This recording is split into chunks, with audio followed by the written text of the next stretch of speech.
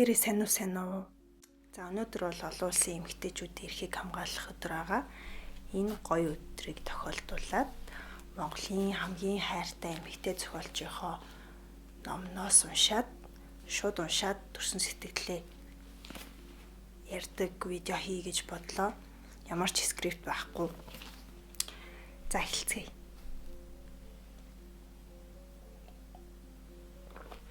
За яагаад яг Мартин Аймнаар үлцэт төгс зохиолчийг ярихаар шийдсэн бэ гэхээр үлцэт төгс зохиолч маань эмэгтэй хүний тэр дотор мэдрэгддэг гуулжин төрүүлжин хэлбэр дүрсгүй тэр бүх мэдрэмжүүдийг бүр үг өсөг өгүүлбэр болгоод бүр бичсэн. Хүнд уншаад ойлгохдохоор бүр маш гоё дүрсэлж бичиж чадсан болохоор өнөөдөр уншия гэж шийдсэн. Эхний ээлжинд зохиолч байгаа тухай баг зэрэг ярьцгаая. Миний хувьд үлцэт төгс зохиолчийн бүтээлүүдтэй 10 жилийн сурагч байхдаа анх танилцчихсан. За тэр үедээ бол нэг тийм сэтгэлд үлдээгүй өмнөх бичлэг дээр хэлжсэн. Тэгээд ер нь бол 10-аад жилийн дараа ахаад уншихад бүр шал өөр ойлголт, шал өөр мэдрэмж өгчээсэн. За ер нь бол үлцэт төгс зохиолчийг уншихлаар яг ямар vibe төрдөг вэ гэхээр одоо нэрийн санахгүй Johnny Depp-ийн тоглосон нэг вампиртай кино байдаг штэ. Тэн дээр нэг хүүхд тасрагчаар ирж байгаа нэг өмчөө охин нэг тийм үнэхээр үзэсгэлэнтэй ийм ихэмсэг хэрнээ нэг тийм цаанаа нэг нууцлаг нэг далдын юм шиг нэг тийм сонин мэдрэмж төрүүлдэг штэ. Яг тийм мэдрэмж өгдөг үлцэт төгсийн бүтээлийг уншихаар за өөр ямар кинотой зурлж болох вэ гэхээр Coraline гэдэг хүүхэлдэйн кино байдаг штэ. Маш дэггөө сониуч тийм охин хэрнээ ийм сонин юр бусын нэг аймаар чим шиг хэрнээ тийм далдын хүчтэй ер нь нэг тийм сонин энгийн биш ертөнцид оршоод идэг штэ. Тэгээд үлцэт төгсийн зохиолыг уншаад бүр яг тийм мэдрэмж төрдөг. Зохиолч маань баг балчир насандаа аавыгаа алдаад тэрнээс хойш ертөнцийг ийм нэг фильтрээр хардаг болсон юм шиг мэдрэмж төрөд идэг ийм гунигтай бараан. Гэхдээ хөөхөд гимэргүй бүх зүйлийн цаадлыг тийм гүнзгий ийм линзээр хардаг бүх зүйлийг дотроо гүнзгий мэдэрдэг тийм баг том хүн шиг болсон юм шиг мэдрэмж төрдөг. Тэрнээс хойш бүх зүйлийг маш гүнзгий зүрхрүүгээ мэдэрдэг болсон гэдэг нь бол бүтээлүүдээр нь шууд харагддаг. За жишээ нь гэх юм бол харин сүмэс дүрхстэй уншиж хахад гол дүрийн нар гэдэг охин байдаг штеп. Өсвөр насны охин. Нар гэдэг охин бас аав ээжгүй тийм зөвхөн эмээтэйгээ амьдардаг тийм охины дүр гардаг. Тэгээд тэр охины бүр яг дүрслэл бүр яг үлцэт төгс зохиолч өөрийнхөө бага насыг яг ямар охин байсан. За 100% биш юмаа гэхэд өөрийнхөө хэсгийг бол шингээсэн гэдгийг шууд олж харсан далайд дуртай гэх мэтчлэн тий. За тэрнээс гадна энэ харин сүмэс дүрсээр гардаг нөгөө хоёр өсвөр насны эрэгтэй хөхтэй штеп. Тэр хоёрт хүртэл зохиолчийн маань яг хүүхэд насны дүрийн толилтолд байгаа юм шиг яг мэдрэгдсэн байхгүй юу? Сахилгагүй нэг нь болохоор юм маш зоригтой гэдэг ч юм. За тийм ээ. За одоо тайлбараа болоод хэдүүлээ гоё шүлэг унших уу. За энэ сарны тойл бичиг шүлгийн номноос хэдүүлээ шүлэг уншия. За энэ яг надад таалагдаад ингээд стикер наацсан шүлэг байна. Гомдол гээд өнөөдрөөс би хүүтэн хүмүүс өндөрт гэлбсэн хүүхэн цас өчүүхэн төдий хүрэхэд өвдгөх өргөс цохойсон мүлгэр мэс маргаашнаас харин хоосон цаас магад зүрхнээс чинь шүүрсэн цус уйлд суугаад л бичих шүлэг чинь ууд цогтоод л ордох даарсаж байна. Эмэгтэй хүн гомдвол бүр ингэж гомддгиймаа гэдгийг бүр тултал нь ойлгуулсан бүр 8 хүмүүр байна. За тэгвэл ярилцъя л та. Өнөөдрөөс би хүйтэн ус.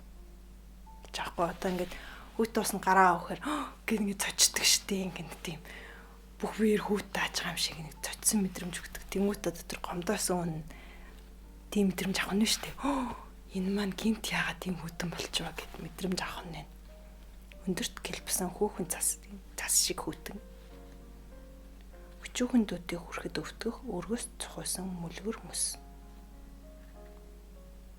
Тийм мөс шиг хүрхтүүдийг өвтгөхөөр бүр ингээд хүрхээс ч халгамаар хэмжээнд бүр гүнзгий гомдооцсон байгаа байхгүй юу? Маргаашаас харин хоосон цаас гэж байгаа. Тэг ямар ч эрэгч биш, сөрөгч биш, зүгээр л хоосон цаас тийм хүндий хоосон мэдрэмж өгөх нь биш тий. Маргаашнаас нь магад зүрхнээс чинь шүүрсэн цус. Яа, тэгэд тэр их сэтгэл хөдлөлтөд отлол эерэг сүрэг бүхэл мэдрэмж өгч тэр эрэгтэй хүнийг хөглөдөг байсан эмэгтэй. Гинт гомдоод мөс шиг цэлгүүтэн хоосон цаас шиг хов хоосон болоод ирэхлээр тэр хүний зүрхнээс нь цус шүүрхээр хэмжээнд өвтгөх шүү гэж штэ.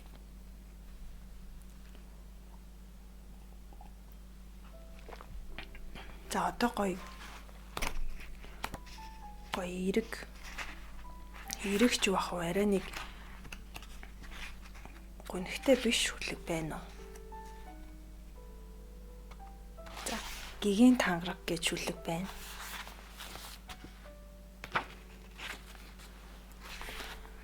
Үлгэрт гардаг үнэн хайрыг амлая. Үүр зөвхөн чиний эмхтэй бай. Өвдөлт минь зөвхөн чамд зориулагдана. Өөр хинч намайг эмтэж чадахгүй. Сүгдэлт минь зөвхөн чамд зориулагдана. Өөр юу ч намайг бүхийлгэж чадахгүй. За бүр эмхтэй хүн үнэхээр хайртай хүндээ ямар үнэнч бэ? Яаж хүчтэй хайрлаж болдог вэ гэдгийг харуулж байгаа юм шиг байна. Цас бороонд тааруулт чинь гизгээ задлаад нөмөргий. Цал буурал болвол чинь гэрлээ хуваагаад нас нэмий. Цагаан сэтгэл чинь бүүдийвэл зүрхээ асаагаад л үгүй. Цаг минь үүр зогсдол чиний эмхтэй бай. Яаж хүнийг ингэж хайрлаж чаддаг вэ?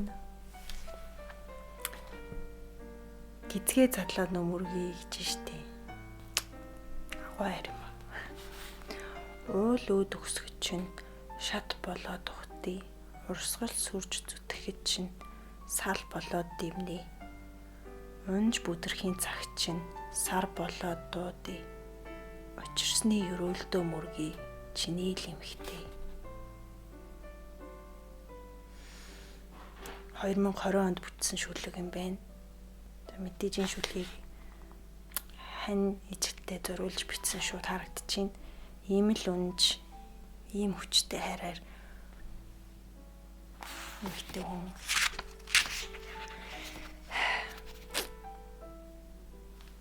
за үнэхээр хэлэхүйг алгаа болтолчлоо. Зүрхнээс асуух асуулт гэдэг шүлэг байна. Зүрхээ, эрхэм зүрхээ, хүндэт зүрхээ. Энэ их харанхуйн дунд гав ганцаар ичид цоцлохгүй гэрэлцээр байх чинь юуных вэ? Зүрхээ, гунигт зүрхээ, зөрүүд зүрхээ.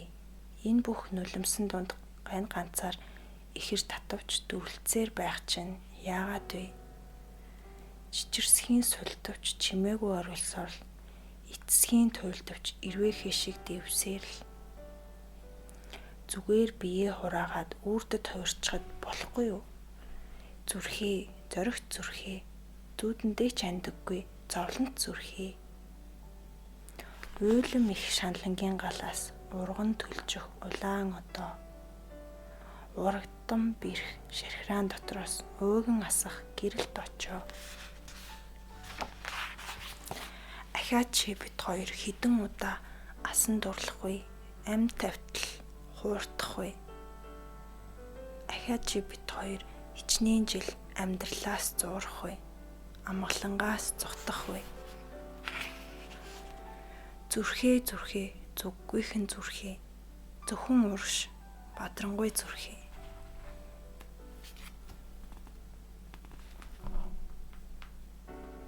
За эндээс битээ хүн яагаад амьдралын нухчаа зовлон тэрэг шаналл дотроос буцаал босоод ирдэг тийм хүчтэй вэ гэдгийг харуулсан шүлэг байна. Яаж ингэж гоё бичдэг байна тий. За хэр баргийн хүнтэй зовлон шаналж тулаад унж босоод одоо хүртэл явж байгаа гэдгээ ингэж гоё илэрхийлэхгүй тий. Бүр үнэхээр гайхалтай. Энэ хэсэг бүр амар зэв. Ахиад чи бид хоёр хэдэн удаа асан дурлах вэ? Амь тавтал хуурдах вэ? Амиа тавтал хууртна гэдэг чод ямар төрслөлөө бурхан минь баг хуурталтын баг дээд зэрэг юм биш үү? Амь тавтал хууртна бүр хүмээр санагтлаа хуурагдсан биш үү дээ. Гэсэн хэрнээл зүрх нь мохгүй ассаар гэрэлцээр байсан гэдэг чинь тийм их сэтгэлийн хаттай хүмүүс байх нь л тийм эмгтээчүүд гэдэг. За зөрүүд шүн гэж хүлэг байна. Энэ бас тий. За амарч уншиж байна. Хүйтэн шалнаа нүцгэн хөвтөх үед. Хөв хүйтэн шалнаа нүв нүцгэн хөвтөх үед. Хөв хүйтэн шалнаа нүв нүцгэн гав ганцаар хөвтөх үед. Хөршгүй холын тэнгэрл гар сонгох зайд. Гүлгэр сэрүүн шалнаа халуун хөвлөөрөө хөвтөд. Мүлгэр гадаргууг нь чагнахад надаас жамд. Өгсөн хөх модод үеэлсэн шал болцоход өгөхийн цагт минь надаас юу үлдэхийг асууна. Хайруу би чангын нэв. Халтар нэр төрөө бүр чангын нэв. Хүйтэн цусгүй шалыг халуун хөхөөрөө мэдрэхэд өсөх юучгүй сэтгэл нулимсгүй ихэр татна.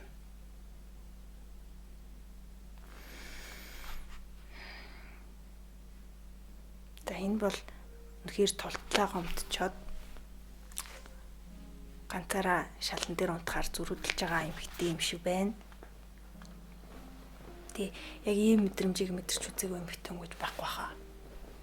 Бүр ингээд хүүтэн шалан дээр ингээд нүцгэн цээж ингээд наагаад хөвтөж байгаа хэрнээ тэр шалан надаас амьд мэдрэгч юм хэр бүр дотроо бүр тэгтлээ гомдож тэгтлээ бүр амьгүй хоосон мэдэрсэн байх нь шүү дээ. Тэгэхээр бүр ингээд хүний мэдэрч болох гүнгийн бүр гүнзгийг эндээс мэдэрч харж болж байгаа хгүй уншиж тэгтээ бүр яг эмгтэй хүний ямар гэхгүй. Эмгтэй хүний тэр гониглал шаналл бүр ямар гүнзгий төвшөнд байдаг вэ гэдэг зүгээр эндээс уншаад л ойлгомжтой. За энэ шүлэг дахиад үргэлжилтэй юм байна. Тааш нууши. Модны тухай бодно. Модны оройд дэрвэд л навч болчихсон байна гэж сэтгэнэ. Одны тухай бодно. Од одонд ховлаад л орчлон гумарцсан байна гэж итгэнэ. Чичирч тагтсан бие дүлэн далавчтайгаар төсөөлнө. Чихгүй зүрхгүй өрөөнөөс нисэдл гарч байна гэж төсөөлнө. Даанчиг нүдэнд минь орны доогоорх өлөн харанхуй сохор аниргүй. Даанчиг нүдэнд минь орноос унжих өдөн хүнжил согтуу гар гинэ.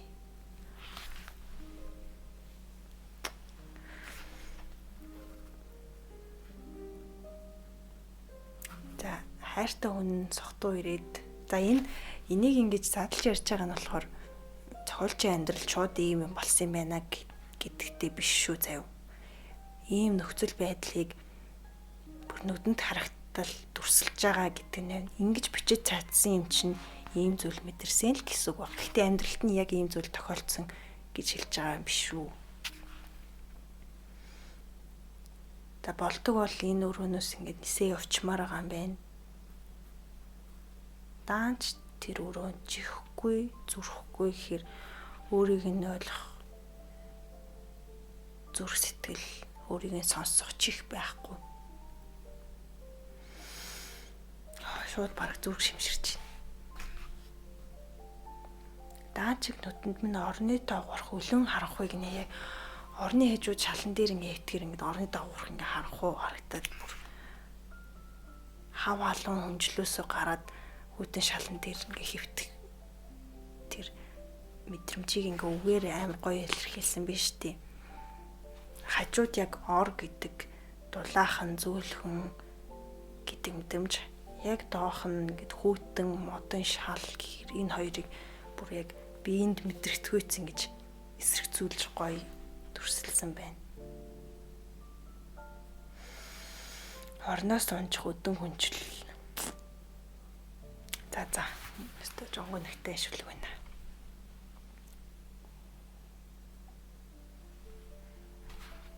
Гэхдээ ихэнх шүлгүүд нь бүр үнэхээр зүрх шимширмээр гонхтой шүлгүүд байна. Энэ яг хөөрхөн гэгээлэг шүлэг байна. Жижигхэн гэрэл харанхуй цэцэрлэгт хажуугаар дэгдсэн цагаан туулай. Харж хаад буцаад ирсэн цайлган туулай. Араас дагаж аяархан дэгдсэн гинэн туулай. Айж цутаагүй амьдрал тассан гигэн туулай. Аяа чам шиг л ариух нараа болоосой. Ахаад ингээд л хүмүүст итгэсэн. 2022 он үндэсний цэцэрлэг төрөлхөнд туулайтай таарсан шүн. Зүгээр гэл туулайтай таарад өнгөрөхөд л ийм хөөрхөн шүлэг бичиж ийн хэрвэр. Бүр ингээ хайрлахгүй харахгүй байгаас тий. Ийм гоё дотор сэтгэлгээтэй хүн байдаг гэхээр хөөрхөн тулаа ингээл өөрөөс нь айхгүй хойноос нь аяархан дэгцэн гэж штэ. Аяа чам шиг л ариух нараа болоосой ахаад ингээд л хүмүүст итгэсэн.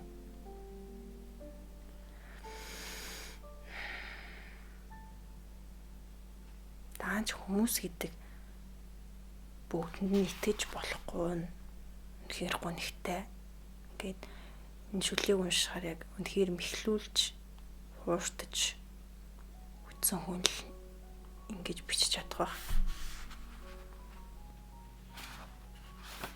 За, миний дөрөв үйлрэл гэж шүлэг байна. Зохиолчийн маань хувьд дөрөв үйлрэл ямархуу мэдрэмж өгдгийг хэдүүл уншицгаая. 1. Яг чамтай адилхан өвөл болж байна. Хатуу чанд атал цав цаа хальшим нам гүм өвөл. Хальшим нам гүм яг чамтай адилхан гэдэг нь хэнийг хэлж байгаа юм бол. За өвөл бол ийм нам гүм мэдрэмж өгдөг байна. За хавар яг чамтай адилхан хавар. Хавар болж байна. Мөрөөдөл шиг л гинхэн бас цэх. Мөнхийн цэл залуухан хавар. Нэрэл хавар болохоор ингээл бүх юм гэгээлэг харагдаал амьдрал нэг л өнгө ороод ирэл өглөө эрт нар манддаг болоод орой ингээл ажиллаад тарахад гэгээтэй байхаар нэг л амьдрал гэрэл гэгээтэй болоод байгаа юм шиг тийм итгэл найдвар төрүүлдэг штеп. Яг тэрийг мэдрүүлж байна. За 100. Яг чамтай адилхан 100. 100 болж байна. Дэлгэрсэн, ундарсан, сүүшгэл дэвэрсэн. Дэндүү гэгэлхэн 100. 100 болохоор ер нь хаасайгүй бүх юм итгэж ижил нэрэл яг сүйд ирж байгаа юм шиг тэрүүгээр нэг бис бас хийгээл тэгээ энэ тэндгүү ингээл үүмэд байгаа юм шиг санагддаг штеп. Гэтэ дэлгэрсэн ундарсан гэхээр арай гоё талаараа юм шиг байна. Дэндүү гэгэлэн гэхээр нэрэл гэл 100 өглөөч байсан өдөрч байсан ерөн шүнч байсан хамаагүй ингээл гадаад улаахан болохоор шууд ингээл гутлаа өмсөөл хараад гүчмэр гоё зуны оройны гоё эсвэл зуны өглөө эртний цэвэр агарыг амьсгалмаар санагтаад идэг штеп. Яг тэр мэдрэмжийг камера ашиглаж. За sorry. Яг тэр мэдрэмжийг төрсөн байна. За одоо намар шүү заяа. Яг чамтай адилхан намар. Намар болж байна. Шуудын уйлаан зүрхэнд нь шуургат навчис нүдэнд нь улирал-улирлын үзэсгэлэн гүнд нь улаан намар. За намар бол мэдээж угаасаа дөрвөлөл дундаас хамгийн гоё нь гэж би боддог. Дулаахан гоё хэрнээ цаанаасаа ингэж бүх зүйл шаавшар болцсон. Бүх зүйл боловсролж гүйцсэн юм шиг тийм тийг санагддаг. Шуудын уйлаан зүрхэнд нь шуургат навчсан нүдэнд нь улирал-улирлын үзэсгэлэн гүнд нь гэдэг чинь ингээд бүхэл дөрвөн улирал дундаас намар бүх гоо үзэсгэлэн өөртөө шингээсэн гэж хэлж байна тий. Улаан намар. Тэр навчиг хатаад бүр яг хамгийн гоё үед дээрээ ингээд улаан яг бүр үнэхээр гоё болдог штеп. Тийм. За сарны тойл бичгийг түр хоош тавья. Одоо хэдүүлээ. Үцгийн хязгаараас шүү. Үцгийн хязгаар бас л гоё штеп. Олон эссенэс бүрдсэн ном. Энэ ном бол яг зохиолчийн өдрийн тэмдэглэлийг уншиж байгаа юм шиг тийм мэдрэмж өгдөг. Тэгэхээр зохиолч тэгэхээр бас л үнэн зөрөгтэй гоо шүү те. Ингээл амьдралд нь яг юу тохиолдсноо бичээгүй ч гэсэн амьдралаас юу мэдэрснээ бүгдийг бичээд тэрийг хэвлүүлээд ингээд бүх хүнийг уншиг гээд ингээд олон нийт тараана гэхээр амар зөрөгтэй байгааз. Энэ намаа бүр ингээд ноос хаага бүр ингээд салбайлгаа хэцүү. Эсвэл энэ хэвлэлтэн юм жоохон тийм болов. За энэ дээр хэдүүлээ хайлайтыг тэмдэглэсэн эсгүүдээсээ юмши. За энэ ямар хэсэг вэ? Дуу гэдэг шүлэг. Дуу гэдэг шүлэг гинэ. Үсэ. Ийм шүлэгний хоёр мөртөг тодорхойлцсон байна. Нүдгүй хүнд юу харагддаг юм бол нүдтэй би юуг хараагүй юм бол. Энэ бүр үнэхээр яг уншиж байгаа үедээ амар дип санагдчихсан. Одоо ингээд хараагүй хүмүүсийг төсөөлөхөөр бүр юу ч харахгүй ингээд амьдрал тэр чигтээ ингээ харанх уу гэсэн үг шүү дээ. Одоо им цэцэгний ийм гоё ягаан өнгийг мэдрэхгүй. Энэ номных шиг ийм ном ногоон өнгийг харж чадахгүй гэхээр амар гонхтой тий. Намрын улаан өнгийг харж чадахгүй. Гэтэ тийм ч гэсэн яг ийм хараагүй хүмүүс цаанаасаа ийм амьдралын ухаантай бүх юм мэдээд байгаа юм шиг тийм уужуу тайван санагддаг та нарт. Тэнгүүт нүдтэй би юуг хараагүй юм бол гэхээр бид нар ингээл бүх зүйлийг хараал мэдээлтэй ингээл энэ ингээл аяг байна. Тэгээ энэ ингээл хундаг байна гэдэг ч юм. Дийж байгаа хэрнээ ингээд бүх юмыг харж байгаа юм маш өнгөц байдаг бид нар. Одоо юу гэж тайлбарламаар юм бэ? Энэ бол одоо цэцэг гэчээд энэ цэцэг цаана ургаад ямар зам туулаад бид нар дээр ирсэн бол тэгээ энэ цэцгийг ингээд миний гарт иртэл хичнээн хүн ажиллаж хичнээн үний хөдөлмөр орж ямар их хэдэн литр ус зарцуулж одоо жишээ штэ тий. Ингэж ирж байгаа юм бол гэдгийг бид нар мэдэхгүй л ахгүй. Одоо ингэ ямар гоё цэцэг вэ гэж баярлал авч байгаас биш. Тэрний цаана ингэ яаж байгаа юм бол гэж юусэн ухаж бодохгүй амар өнгөний хүмүүс байгаа байхгүй. Тэгж бодоод л тодруулж гисэн юм шиг байна. Тэгээ уулын тэр үедээ ингээд ямиг ухаж бодчихё гэж тодруулсан ч гэсэн ингээл нэг юмдаа төвлөрч бодож чадахгүй ингээл юмыг хараал ингээл тэгсэрнэ ингээл юунийч тухайг үнцгий ойлголт байхгүй.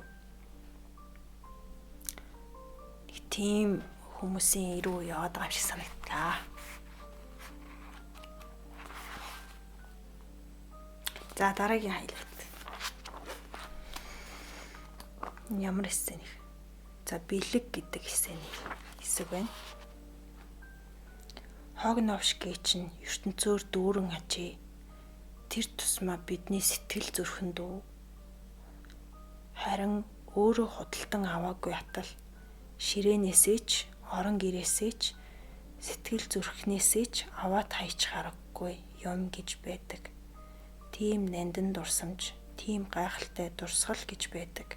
Тэр бол бэлэг. Бусдын надад өгсөн сэтгэл. Өнөөдөр бэлгийн тухай бичнэ. Тэн дээр бол тайлбарлах уу. За энэ сэний ингээд дараагийн нэг хэсэгтэр тодруулсан маань энэ нөгөө нэг солонгос баримлчаас нэг зэс навч бэлгэнд авдаг баримл навч гэсэн үг шүү дээ. Бэлгэнд авдаг тийм хэсгээс нь байна. Зүрх минь жаргалтай гунигаар дүрхийг мэдэрч зөвхөн энийг л тодруулсан байна. Жаргалтай гуник гэхэр одоо яг ямар гуник вэ тий? Та нар төсөөлж гин үү? Хүнд ийм тодорхой хүн үгээр бичсэн тодорхойлсон хэрнээ ийм гүнзгий мэдрэгддэг мэдрэмж байдаг гэж боддоо. Жаргалтай гуник хүн болгоны жаргалтай гуник өөр бах тий. Сонирхолтой төрсөл. За навчны тухай нэг өгүүлбэрийг тодруулсан байна.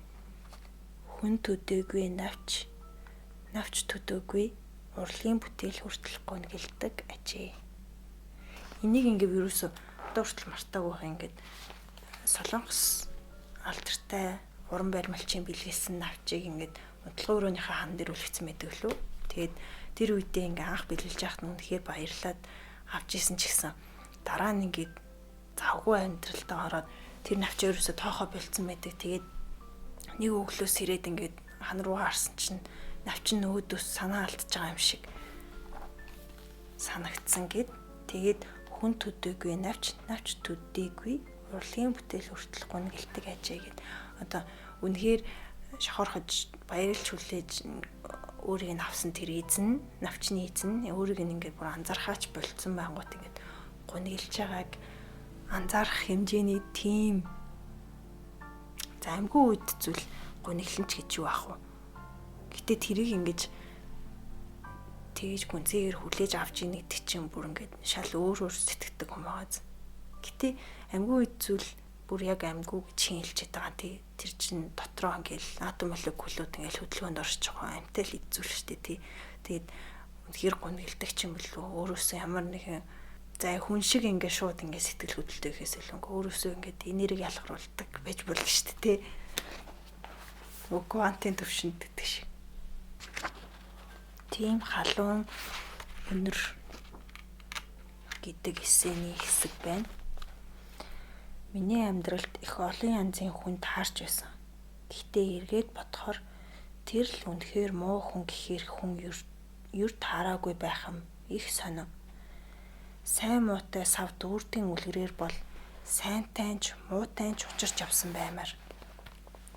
Гэвч намайг уйлдал гомдоож авсан хүмүүний тухайд хүртэл эргээд бодоход ойлгож болмоор юм шиг. Эргээд бодоход ойлгож болмоор зүйлсийг яаж ийгээд олж харж тиймчиг муу хүн бишийг ухаардаг. эмэгтэй хүмүүс ийм цайлган л байгаа байхгүй юу? Дотроо ингээл бүр яаж ч гомдоож, яаж ч ингээд өөрт нь муу зүйл хийж исэн. Бүгдийг ингээ хожим хань уучлал. За энэ хүн тэр үед учиртай болол ингээл үтэйгээд уучлалсан байхгүй юу? Тэгэхээр та нар гэж эрэгтэй хүн сонсч ивэл эмэгтэй хүнийг гомдоовоо. За энэ манай зохиолч маань анхны хайрын тухай байдаг штеп болд эрдэнэ гээд яг тэр анхны хайр нь болд эрдэнэ гээд зохиолч нь яруу найрагч нь залуугаараа нас орсон. Тэг яг нас бараад хагалгаанд ордог өдөр нь ингээд нартай ийм гонхтой биш тийм хөвгөлтэй өдөр байсан гэж аахгүй. Тэгсэн чинь ингээд тийм нартай өдөр ийм усан борооны тухай шүлэг бичижсэн гээд тэгээд дараа нь яг олж мэдсэн чи яг энэ шүлгийг бичих үеэр тэр болд эрдэнэ яруу найрагч нь хагалгаанд ороод бурхан болцсон юм билээ. Тэгэхээр ингээд бодохоор амар зүн совинтай байгааз тэнд ингээ өөрийнх нь ингээ хайрлаж исэн хүн ингээд хорвоогоос байхгүй болж хахад ингээд зүгээр л өдөр тутмын амьдраад хийгээ явчихс чи гинтл ингээ гонхтой мэдрэмж төрөөд нэг ийм шүлэг битсэн гэж байгаа байхгүй юу. За энийг би уншчих уу. Усан борооноор би ганцхан хүнийг боддог. Угаас тэр хизээч эргэж ирэхгүйгээр явсан. Сүүлчийн удаа тэр гонхтой эргэж хараад сүр салтсан. Дараа нь удаан бороо орсон. Хойноос нь гүйж гараад үг дуугүй тэврэн авч хоногийн уртад алтгаасаа өмнө уучлж болох байсан. Хамаагүй нүдэ ханаач болов, нүрээ таглаач болов хайртай гэж хэлэн уйлж болох байсан. Бүдгхэн дууг минь сонсох гэж чагнаархан алхахтаа бүх юмыг дуусгаж байгаагаа тэр юр мэдээгүй. Харин би нулимснаасаа л нэрлэгсэн хачин хүйтэн бороонд шалт норхосоо айсан гинэ. За дахиад дөрөв мөрт юм. Тэгэхээр айгүй энэ чүлийг бичсэн тэр тохиолдол нь бас амар сонирхолтой. Бүх зүйл хоорондоо холбоотой гэдгийг баталгаа юм шиг. За ингээд эмэгтэй хүн байхын одоо нэг хэцүү гэх юм уу талыг ингэ бичсэн байхгүй. Одоо ахуйн амьдралын ажил нь эмэгтэй хүнийг ингээд тэр карьераас нэлийн хоош татдаг штеп.